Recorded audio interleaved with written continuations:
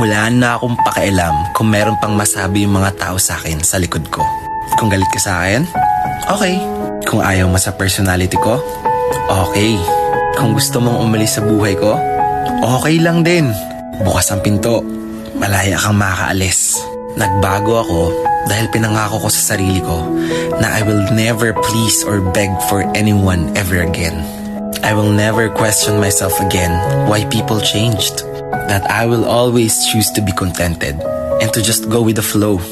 At magpapaka-busy na lang ako sa buhay ko at magfo-focus ako sa growth ko dahil alam ko na yung worth ko.